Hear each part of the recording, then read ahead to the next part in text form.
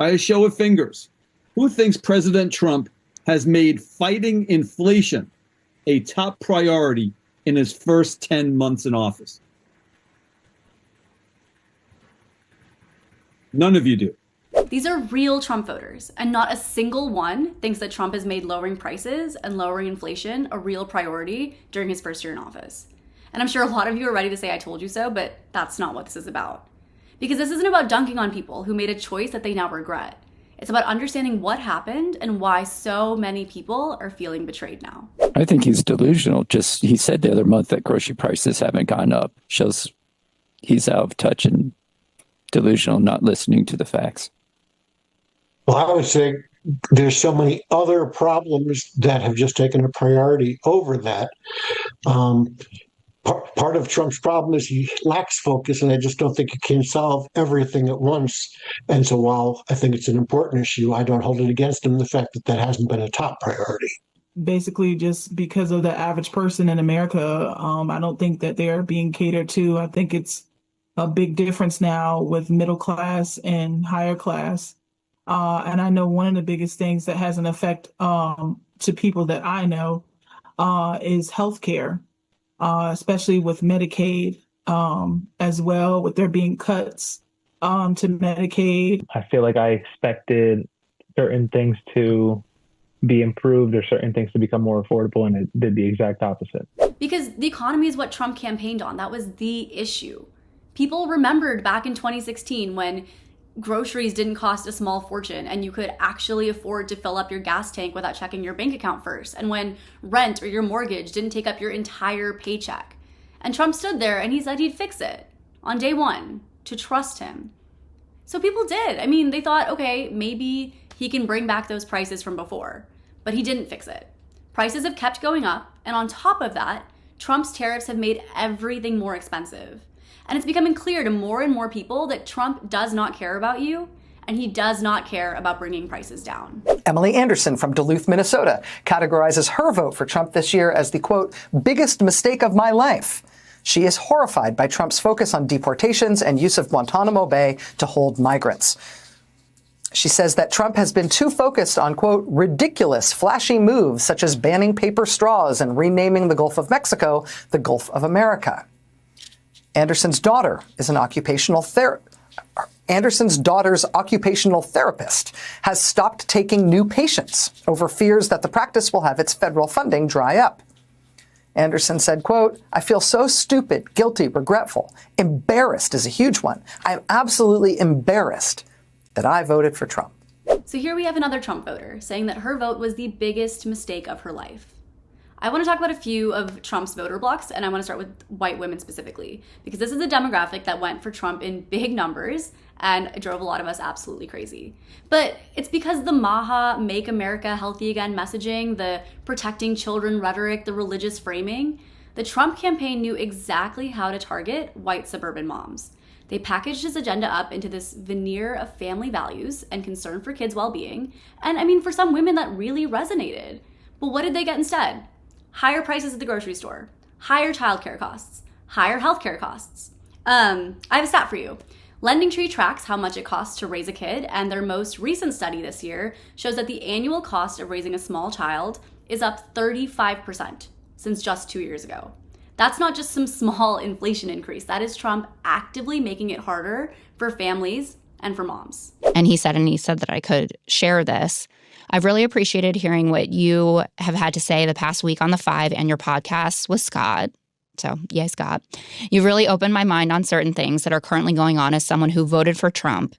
And you have been communicating a lot of frustrations I've been feeling alongside some family and friends who didn't expect all the chaos. And then he puts in parentheses, not to mention the tariffs, as our family owns a small business where all our products are made in China. So this is a 20-year-old bro, right, from the middle of the country, comes from a conservative family. They love Trump. And it only took, I got this a week ago, so it only took 2 weeks, this level of chaos, for him to feel strongly enough that he would write that down, right? That's not a casual comment.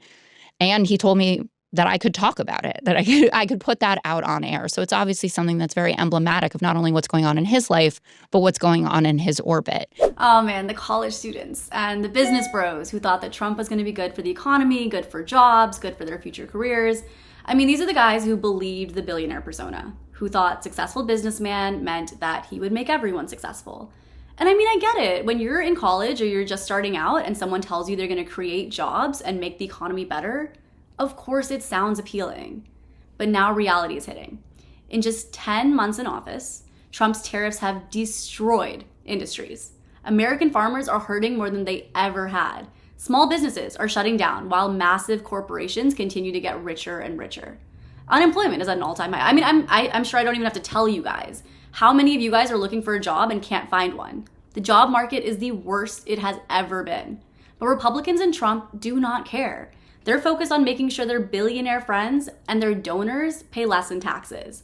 And that money is coming straight out of your pockets. George and Esmeralda both voted for the first time in 2020 and again in 2024 for President Donald Trump. As they see his immigration crackdown. Do you regret your vote? Yes, I do. Very much so. I feel shame, guilt, and anger at the same time. All of my life, 50 years I've been here, I've never been harassed by Border Patrol on this side of the border like this. This is outrageous. Why are we not allowed to be here? Because we're not white? Our skin doesn't match. So George and Esmeralda have lived in America their whole lives. They voted for Trump, and then they got stopped by the Border Patrol because of policies their president implemented. According to Somos Votantes, which is a Latino civic engagement organization, 1 in 3 Latino voters who voted for Trump now regret that decision, probably for similar reasons as George and Esmeralda.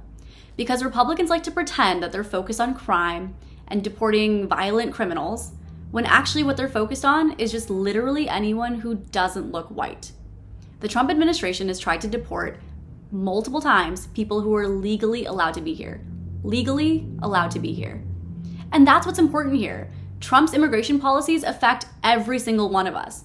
Because if Trump has the power to stop and search you, to jail or imprison you, to deport you, even if you have a legal right to be here, then none of us are safe.